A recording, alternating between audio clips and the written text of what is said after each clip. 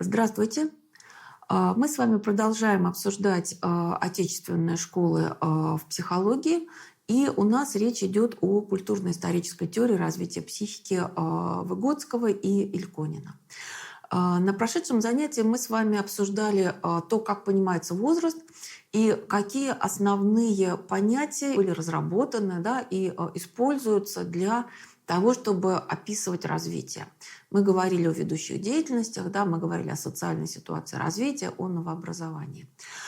Сейчас я хотела бы, чтобы мы, собственно, проиллюстрировали, да, вот это понятие ведущей деятельности, чередование ведущих деятельностей и рассмотрели некоторую периодизацию развития, которая была предложена в своих основах Выгодским и разработана и проверена на самом деле, да, на большом эмпирическом материале коллективом психологов под руководством Даниила Борисовича Ильконина в советское время. Это то, что, так сказать, как раз касается вот этого чередования, да, ведущих деятельностей, чередования сфер развития и закономерной смены одного возраста другим. Значит, вот все начинается, естественно, с самого момента рождения, и это младенческий период от рождения до года, который очень важен на самом деле. Да? То есть мы с вами знаем, что о важности вот этого младенческого и раннего возраста говорили очень многие мыслители. Да? Об этом говорили святые отцы. Да? В частности, они говорили, что вот очень важен вот этот вот ранний период развития, тот опыт, который, скажем, ребенок получает. И это подобно тому, как если мы возьмем глиняный горшок, и вот то содержимое, которое мы в него, так сказать, нальем, в этот горшок, да, оно как бы оставит свой след, то есть горшок будет фактически всю свою, так сказать, жизнь этого горшка, да, пахнуть тем вот веществом, да, которое впервые в него налили. То есть вот этот образ, он нам говорит действительно о том, что уже в очень давние времена и в христианской традиции, в частности, да, было осознано то, насколько важно вот это вот раннее развитие, раннее воспитание. Итак, если мы вернемся к идеям значит, вот, Выгодского и Ильконина, то мы с вами здесь видим, что значит, когда мы рассматриваем младенца, то в рамках данной концепции мы утверждаем, что ведущая, так сказать, сфера развития, да, в этом возрасте – это мотивационно-потребностная сфера, это эмоциональная сфера. Почему? Значит, потому что, ну, во-первых, потому что, скажем, моторные возможности ребенка, которые дают ему способность взаимодействовать с окружающим миром, исследовать его, экспериментировать и так далее, они еще недостаточно развиты. Также, так сказать, это потому, что вот все те органы чувств, которые у него обеспечивать, так сказать, должны обеспечивать познание, они тоже существенно прогрессируют на первом году жизни, приобретая те возможности, которые характерны уже для более взрослого человека. И обеспечивать при этом они могут более совершенное познание. Но эмоциональные процессы, да, они действительно вот, присутствуют, так сказать, вот, в ребенке, да, и уже упоминавшийся нами Анри Валлон, да, представитель французской психологической школы, он говорил о том, что вот ребенок представляет собой как бы некоторое такое единство, спаянное через, так сказать, его эмоциональные переживания, да, и в этих эмоциональных переживаниях в полном единстве присутствует и тонус, так сказать, вот этого тельца ребятеночка, да, и, так сказать, его движения, и все те отношения, которые у него, так сказать, возникают с окружающими и так далее, да. И вот в рамках культурно-исторической концепции мы действительно говорим, что первая, так сказать, сфера, которая оказывается доминирующей в развитии, это мотивационно-потребностная сфера. И смысл вот этого доминирования, он состоит в том, что ребенок как бы запечатлевает то, как люди относятся друг к другу, так сказать, в вот этом социальном мире. через то, как люди относятся к нему, к самому этому ребенку, да, и фактически у ребенка закладывается некоторая основа вообще социально-эмоциональных отношений, которые будут крайне важны для человека в течение всей жизни. И это очень-очень важный такой вот момент. Поэтому, безусловно, очень важно, да, и родителям, и воспитателям, и учителям вот понимать, да, так сказать, что составило какие-то наиболее важные события и переживания ребенка на вот этой младенческой стадии развития, потому что это действительно может оказывать очень дальнее влияние. Каким образом это осуществляется? Значит, и как называют вот эту ведущую деятельность? Да? Значит, каждая ведущая деятельность, она получила свое такое специфическое название и психологическую характеристику. Обычно мы говорим так. Значит, эмоционально непосредственное общение ребенка и взрослого – это доминирующая, действительно, да, ведущая деятельность младенческого возраста. И что, так сказать, здесь важно? Почему эмоциональное, почему непосредственное? Да? Значит, вот эмоциональное – это действительно потому, что прежде всего, да, ребенок реагирует на что? На человеческое лицо, на человеческую улыбку, на заботу, на поглаживание, на то, что взрослый с ним играет, что он о нем, так сказать, заботится, скажем, ему скучно, он его развлечет. Ему, допустим, холодно, он его как-то так укутает, приоденет. Да? Ему жарко, он его, наоборот, допустим, там распеленает или снимет с него какую-то, так сказать, дополнительную одежку. Да? То есть вот все эти, так сказать, свидетельства любви и заботы, они очень, так сказать, важны, да, и они порождают непосредственно эмоциональную реакцию. Почему непосредственную? Потому что прежде всего, да, вот по сравнению со следующим периодом развития, у ребенка как бы нет возможности, да, и вот в этом взаимоотношении не занимает центральное место какой-то предмет, да, какой-то социальный предмет, который является как бы вот носителем культуры, там, который является орудием. Он не занимает главенствующую роль. Да. Самое главное – это отношения, самое главное – это общение. И вот я еще раз повторяю, да, что действительно здесь закладываются, запечатлеваются некоторые основы социально-эмоциональных отношений. Значит, далее у нас следует то, что в этой такой вот ступенчатой, да, модели развития Выготского и Эльконина получает название «Кризис одного года». В чем его смысл? Смысл его как бы в нескольких моментах. Во-первых, это как бы вот такое зримое, так сказать, да, выражение этого кризиса. Это в том, что распадается некоторое такое первичное единство матери и младенца. И Выготский даже несколько, так сказать, шутливо говорит о том, что мать и младенец первого года жизни, они представляют собой некого такого коллективного инвалида, который говорит: мы поели, мы поспали, мы поиграли, так сказать, мы там ванну приняли и так далее, и так далее. И это первичное «мы», оно распадается в кризисе одного года. Почему? Потому что у ребенка уже при нормальном развитии появляется ходьба. То есть ребенок уже начинает сначала ползать в конце первого года жизни, потом встает на ножки, пытается ходить.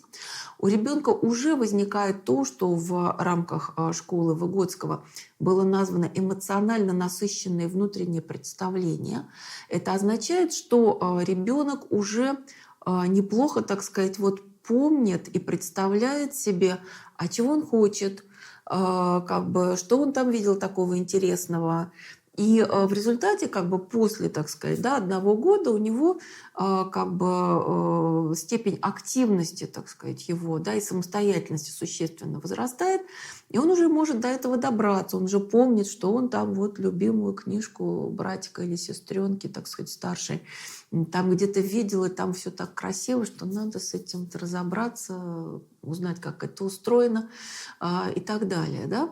Вот. И, значит, мы с вами можем здесь, наверное, отметить то, что вот эти вот эмоционально насыщенные внутренние представления, они действительно созревают постепенно. Почему? Потому что ребенка в первом полугодии жизни, да, и чуть позже, да, месяцев примерно до 6, 7, 8, довольно легко отвлечь. То есть у него пока еще вот эти внутренние представления как следует не сформировались. Да, и вот как раз к концу первого года жизни это очень важное такое новообразование, которое очень тесно связано с развитием речи, дальнейшим развитием речи. Почему? Потому что вот эти внутренние представления действительно становятся базой, да, так сказать, для того, чтобы ребенок, обучаясь речи, имел какое-то внутреннее представление о том, что вот, допустим, это книжка, это чашка, это мячик там, или ботиночки, или еще что-то такое. Итак, значит, вот у нас кризис одного года, да, и, в общем-то, вот тот как бы негативизм, который обычно психологи приписывают кризису, да, он связан с тем, что начинается вот как бы некоторое такое отрицание вот этого единства, и ребенок действительно приобретает совершенно новый уровень самостоятельности. И начинается следующий стабильный возраст, который мы с вами называем ранний возраст. И вот основные, так сказать, новообразования младенчества, да, которые проявляют себя очень ярко в кризисе одного года, да, это действительно ходьба, это действительно вот какие-то первые самые слова, которые ребенок произносит где-то в год-полтора, а то и, ну, иногда, так сказать, раньше, иногда существенно позже. Здесь очень много, так сказать, вариантов развития. Но, тем не менее, вот это действительно очень важные такие новшества, которые переводят жизнь на некоторый такой новый, качественно новый уровень. И наступает ранний возраст. Это хронологические рамки примерно с года до 3. И здесь, так сказать, вот та сфера, которая была, в общем-то, субдоминантной, вот такой вот как бы подспудно она развивалась, а именно, значит, вот эта интеллектуальная сфера или операционально-техническая сфера, она начинает выходить на первый план. И некоторые психологи, в частности, вот такой немецкий психолог Курт Левин, он как бы так образно сказал, что значит, на 2-м году жизни у ребенка начинается роман с внешним миром. Роман с внешним миром заключается в том, что у ребенка, уже на языке Выгодского, да, ведущей деятельностью становится предметная манипулятивная деятельность. То есть у ребенка уже созрели, так сказать, вот хорошие такие моторные возможности для манипуляции предметами. У него уже, так сказать, созрела вот эта тонкая координация, способность держать предметы, так сказать, кончиками пальцев и манипулировать какими-то мелкими объектами, да, или совершать какие-то тонкие движения. И он уже, так сказать, ходить начинает, да, и вот это все ведет к тому, что он начинает активно обследовать окружающий предметный мир, и вот действительно вот эта предметная манипуляция становится его ведущей деятельностью. Если мы вспомним ребенка этого возраста, то нам очень нетрудно массу примеров здесь каких-то привести. И что у нас, так сказать, дальше можно здесь сказать? Вот помимо, да, так сказать, вот этой предметной манипуляции, в процессе которой ребенок осваивает множество вот этих вот орудий, так сказать, выработанных данной культурой, в которой он, так сказать, растет, это вот все эти там чашки, ложки, так сказать, вилки, там ботинки, там кофточки, свитеры, да, пуговицы, липучки и прочее, да, то есть как бы все то, что выработано данной конкретной культурой в плане материальной культуры. Кроме того, тут все, что связано уже с игрушками, а игрушки, в общем-то, подстроены, опять же, да, под орудие данной конкретной культуры, да, он еще, безусловно, осваивает такое орудие мышления, как язык. После того, как произносит первые свои слова, он уже начинает активнейшим образом осваивать язык, да, задавать массу вопросов, а что это, накапливать словарный запас. И постепенно, так сказать, его вот это вот речевое развитие уже переходит от отдельных слов к двусловным, трехсловным и каким-то многословным высказываниям. И действительно, вот в рамках предметной деятельности ребенок существенно продвигается в своем развитии, в своем интеллектуальном развитии. И вот мы с вами, так сказать, здесь начинаем уже подходить к кризису 3 лет, о котором у нас уже шла речь. Да?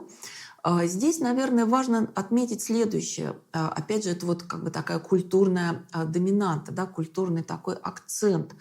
Понятно, что ребенок осваивает те предметы в своей предметной манипуляции, которые выработаны, которые используются как орудие, скажем, да, в данной конкретной культуре. И вот один из представителей школы Выгодского, Лео Абрамович Венгер, он выдвинул некоторую такую концепцию, связанную с развитием, формированием так называемых сенсорных эталонов, культурно-специфических сенсорных эталонов. Прежде всего это происходит в раннем, ну и там далее, так сказать, в дошкольном возрасте, но прежде всего в раннем. Почему? Потому что ребенок в именно раннем возрасте, так сказать, усваивает, да, те предметы, да, которые вот являются важными для данной конкретной культуры. И он отмечает, что вот в рамках нашей культуры есть, так сказать, несколько очень важных таких сенсорных эталонов. Это эталон формы, допустим, круг, квадрат, треугольник, там, многоугольник и так далее.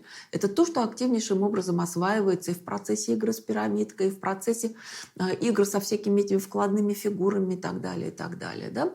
Это, значит, вот сенсорный эталон формы. Это сенсорный эталон размера, большой, средний, маленький, по крайней мере, или там еще какие-то градации. И это сенсорный эталон цвета. Вот те цвета обозначения, которые характерны для данного конкретного языка, для данной конкретной культуры, они также осваиваются вот прежде всего, да, в вот этой предметной манипуляции, да, в общении ребенка, в его речевом развитии. И это очень важная часть на самом деле вот такой вот этнической социализации, этнокультурной социализации ребенка, которая вот очень важна и которая выходит на передний план, если мы наблюдаем какой-нибудь, допустим, переезд семьи из одной как бы культуры в другую, да, из одной этнокультурной ситуации в другую. И вот тогда действительно оказывается очень важно то, какие вот эти сенсорные эталоны ребенок освоил, да, и какие, так сказать, вот культурные вот эти орудия он уже начал осваивать, да, и дальше будет продолжать это делать. Дальше следует уже, так сказать, нами как-то охарактеризованный кризис 3 лет, существенный кризис, важный кризис. И очень важный момент, как бы, который хочется здесь отметить, может быть, опять же, да, упоминая вот эту французскую психологическую школу, что вот если в рамках значит, теории Выгодского кризис 3 лет выглядит немножко, так сказать, похоже на то, как революционную ситуацию описывали там в марксизме, да, типа вот низы не хотят жить по-старому, то есть ребенок, да, и стремятся к этому, то есть стремятся к тому, чтобы видеть ребенка как маленького, пока еще, так сказать, не вполне, так сказать, смышленого, не вполне умелого, да, и тогда, так сказать, ребенок начинает бунтовать. А в, скажем, французской психологической школе, там, в частности, вот в устах Анри Валлона можно, так сказать, услышать вот такие слова, что очень важно, крайне важно в процессе вот этого проявления самостоятельности, порой даже какого-то негативизма, упорства, упрямства ребенка в кризисе 3 лет, очень важно действительно найти баланс. То есть, если на ребенка передавить, да, так сказать, настаивать, так сказать, требовать, чтобы он подчинялся родителям, то у него возникнут дефекты характера, типа там обманывать, действовать из-под тишка, порой как бы может быть какая-то капризность, упрямство и так далее, да, что не есть хорошо для полноценного личностного развития. Если же полностью попустительствовать, то есть как бы пустить ребенка на самотек и позволять ему вообще все, что он только не захочет, то это тоже нехорошо. Да? То есть вот Валлон подчеркивает, что важно вот, в кризисе 3 лет установить некоторый баланс отношений между, в частности, родителями и ребенком, да? Для того, чтобы дальнейшее развитие шло в таком позитивном ключе. И вот, значит, переходим к следующему возрасту. Это уже дошкольный возраст. И здесь мы видим, что ребенок, у которого вот это вот операционально-техническая сфера, да, сфера интеллектуального, познавательного развития в значительной степени насытилась, так сказать, да, в предыдущем раннем возрасте, мы с вами видим, что ребенок переходит к новой ведущей деятельности, которую, так сказать, назвали игровая деятельность. То есть вот дошкольный возраст в хронологических рамках с 3 до 6-7 преимущественно посвящен игровой деятельности, и она является ведущей. Да? Вот в чем ее смысл? На самом деле в том, что игра крайне важна для правильного психического развития ребенка. Сходятся буквально все психологи. Да? Об этом говорит и Выгодский, и Пиаже, и Валлон, и, так сказать, психологи русского зарубежья, педагоги русского зарубежья. Это некое такое общее место, это действительно с этим нельзя не согласиться. Как трактуется игровая деятельность и ее роль в развитии в школе Выгодского? Здесь речь идет прежде всего о том, что игра — это как бы некоторое такое моделирование отношений, социальных отношений и социальных норм взаимоотношений между людьми. Во что играют дети? Да? Вообще говоря, конечно, игровая деятельность, она проходит свою своеобразную такую эволюцию, она развивается, она, так сказать, усложняется, дифференцируется. И очень важно подчеркнуть, что именно в рамках теории Выгодского подчеркивается, что прежде всего игра, да, ее, так сказать, важнейшая форма — это сюжетно-ролевая игра, и это прежде всего моделирование социальных отношений. Почему? Потому что дети играют в дочке матери, в больницу, в школу, в магазин, в какие-то военные действия и так далее, и так далее. Наиболее важная форма игровой деятельности для отечественной психологической школы — это прежде всего сюжетно-ролевая игра. Поскольку именно в игровой деятельности ребенок как бы моделирует, да, все, что он знает об окружающем социальном, так сказать, бытии. В частности, это все, что там связано с различными там социальными отношениями, да, там это семья, это дочки матери, это там школа, это, допустим, магазин, это больница, это, так сказать, все, что угодно, разыгрывание каких-то сказок. И что очень важно, да, почему это такое важное явление сюжетно-ролевая игра? Потому что в процессе моделирования, да, этих социальных отношений дети как бы проживают эти отношения, скажем, они чувствуют себя в роли там продавца, покупателя, учителя, ученика, там, допустим, каких-то, так сказать, противоборствующих сторон, так сказать, в каких-то военных действиях и так далее, да, и они фактически в идеальной форме осваивают эти деятельность. И здесь, опять же, выделяя этот культурно-исторический момент в данной концепции, в данном представлении, можно сказать о том, что, опять же, то, что дети в цивилизованных обществах имеют очень развитые, очень разнообразные игры, также связано с этим самым способом производства и со сложной социальной действительностью. Дело в том, что если обратиться к этнологическим исследованиям, то оказывается, что дети в племенных сообществах в этом возрасте гораздо более самостоятельны. И на самом деле, да, мы с вами помним эту сквозную движущую силу развития, которая формулируется как стремление стать социально полезным взрослым. Дошкольник уже на самом деле, да, по мнению Ильконина в частности, уже хотел бы и готов был бы заняться чем-нибудь социально полезным. Но, так сказать, ограничения, да, так сказать, со стороны каких-то там технологических проблем, да, какой-то невозможности участвовать в производстве каком-то и так далее, да, оно накладывает, так сказать, свое ограничение, и в результате дети это, так сказать, познание социальной действительности, да, и попытку войти в эту социальную действительность, они реализуют в такой идеальной форме, в форме моделирования, в форме игры. Скажем, да, этнологи нам сообщают о том, что детишки в племенных сообществах, они, в общем-то, тоже играют, но их игра гораздо более примитивна.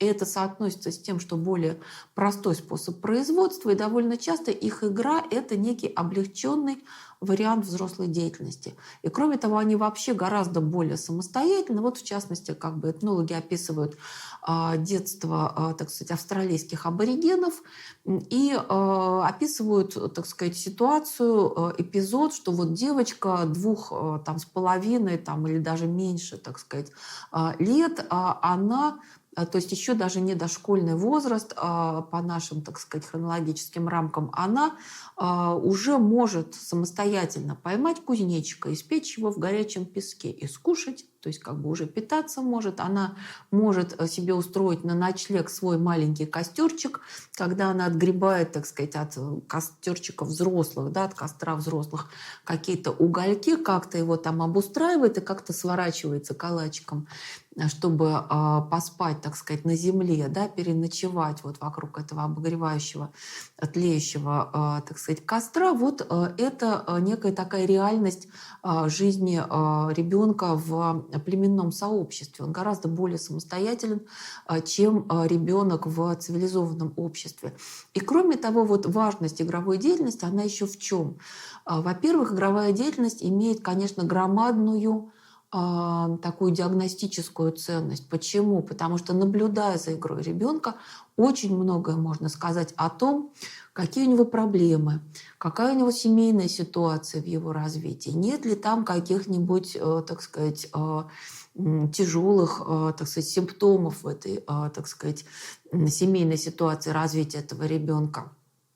Кроме того, безусловно, вот надо, наверное, отметить, что в некоторых случаях, да, в игровой деятельности ребенок уже начинает нащупывать свою будущую профессиональную жизнь. Да. Вот мы с вами знаем по биографиям, скажем, да, вот преснопамятного патриарха Алексея II, да, по биографии нашего ныне здравствующего патриарха, да, что в детском возрасте, так сказать, поскольку они действительно, значит, знакомы были, да, с практикой богослужения, в детском возрасте они играли в богослужение, сооружая себе какие-то одежды, да, из каких-то тканей подручных, да, с какими-то предметами. Вот уже они вживались, да, в ту роль, которая впоследствии станет их призванием. И кроме того, по отношению к игре надо еще отметить очень важный момент, который связан с такой половой дифференциацией. Было отмечено не только в нашей отечественной школе, но и западными психологами, что довольно часто игры девочек, да, в большей степени относятся к тому, что вот можно озаглавить как там «разумное, доброе, вечное», да, то есть они играют преимущественно там дочки матери, вот как бы в различные, так сказать, там больницу, в школу и так далее, и так далее. А мальчишки, помимо того, что они могут там играть там, и в школу, и в магазин, и в прочие игры, они довольно часто, во-первых, играют в подвижные, активные игры, но и их игра гораздо чаще откликается на, так сказать, вот какие-то сиюминутные социальные реалии. Да? Например, было замечено, что в советское время некоторые дети, преимущественно по мальчишеской инициативе, играли, например, в заседании Верховного Совета в советское время, да, так сказать, вот выходил на трибуну некий генеральный секретарь и произносил некую речь. В период наших, так сказать, вот этих 90-х годов, да, вот когда у нас было довольно много горячих точек различных, значит, дети могли играть там в чеченцев и федералов, в бандитов и ментов и так далее, и так далее. Да? То есть вот здесь уже есть какие-то такие важные моменты такой вот половой дифференциации детей. Значит, дальше у нас следует что? Дальше у нас следует кризис 7 лет, который обычно описывается как кризис потери непосредственности. Дело в том, что в течение дошкольного возраста, и мы об этом сейчас тоже будем говорить, как бы нарастает способность ребенка произвольно регулировать свое поведение. И вот этот кризис потери непосредственности, он очень тесно связан с этим процессом. Надо сказать, что этот процесс, он подкреплен такими как бы событиями в области развития, так сказать, психофизиологического. То есть там идет, так сказать, существенная такая дифференциация тканей центральной нервной системы, головного мозга, и в результате действительно возникает целый ряд новых возможностей произвольной регуляции поведения. Ну, например, обиделся, но не показал, что обиделся, да, или, так сказать, сделал вид, что делает одно и делает другое, и так далее. Да, это вот как раз то, что связано с кризисом 7 лет. Вот этот вот переход от дошкольного возраста к младшему школьному тесно связан с проблемой готовности к школе, которую мы с вами, наверное, затронем очень-очень кратко. Значит, готовность к школе у нас Обычно, вот в частности, значит, после работ Даниила Борисовича Ильконина оценивается по 3 критериям. Первый критерий – это познавательное развитие, и он самый простой. И довольно часто люди им и ограничиваются. То есть у ребенка должно быть достаточно развито внимание, память, он уже, так сказать, способен какие-то мыслительные операции, так сказать, осуществлять. У него неплохо развита речь, у него хороший словарный запас. Да? Это все можно проверить, существуют тесты для проверки этого. Это вот как бы один момент. Но нередко забывается о том, что есть еще 2, по крайней мере, очень важных аспекта школьной готовности, которые Ильконин описывает следующим образом. Значит, второй аспект – это мотивационная готовность. Дело в том, что, так сказать, когда у ребенка в дошкольном возрасте доминирующей, так сказать, сферой, да, является мотивационно-потребностная, да, и ведущей деятельностью является игровая, то этой деятельности соответствует игровая мотивация. И вот важно, да, отметить, что при переходе, да, к новой, так сказать, стадии развития, да, к младшему школьному возрасту, очень важно, чтобы эта игровая мотивация постепенно ушла, так сказать, с доминантных позиций, и ей на смену пришла учебная мотивация каких-то, так сказать, в каких-то своих вариантах. Скажем, наилучший вариант – это познавательная мотивация, когда ребенку просто интересно учиться. Другие варианты учебной мотивации – это, скажем, такая социальная мотивация, да, что вообще учиться – это полезно, так сказать, для, так сказать, будущей жизни взрослой. Да, или, скажем, вообще такая узкая социальная мотивация – надо уж учиться, чтобы не наказывали дома. Так вот, значит, мотивационный аспект школьной готовности тоже очень важно отметить. Почему? Потому что если у ребенка продолжает доминировать игровая мотивация, то у него не сформируется должным образом учебная деятельность. Потому что для него самое главное будет то, что у него под партой какие-нибудь его любимые машинки, паровозики, куколки или еще что-то, а на, так сказать, парте у него вот эти не самые важные тетрадки, учебники и учебные задачи. Вот это вот очень, так сказать, плохой вариант развития. Почему? Потому что учебная деятельность, она нужна человеку буквально до, так сказать, вот самого конца его жизни, да, потому что мы с вами видим, как быстро меняется окружающий мир, какой, так сказать, быстрый технический прогресс наблюдается. Человеку и ребенку, и взрослому, да, постоянно нужно доучиваться, переучиваться, и вот учебная деятельность, как она сформировалась в начальной школе, крайне важна. Далее, вот если говорить о, так сказать, третьем, да, вот этом аспекте школьной готовности, то это то, что Ильконин назвал способность к произвольной регуляции поведения. И здесь важно отметить, что вот эта способность, она исподволь, да, вызревает, будучи вот в зоне ближайшего развития, не, так сказать, семимильными шагами, а постепенно, она вызревает в рамках ролевой игры, в рамках вообще игровой деятельности. Каким образом? Вот давайте приведем пример. Значит, ребенку в игровой деятельности, в частности, в сюжетно-ролевой игре, да и в игре с правилами, которые приходят на смену, как правило, да, вот уже лет в 6, 7, 8, да, она приходит на смену сюжетно-ролевой игре, значит, ему постоянно нужно каким-то образом тормозить свои непосредственные желания. То есть, собственно, осуществлять произвольную регуляцию поведения. Ну, давайте приведем хотя бы 2 примера из монографии Ильконина «Психология игры». Значит, вот, скажем, ребенку хочется, там, не знаю, почесать там, где-то у себя, там, зачесался у него там затылок.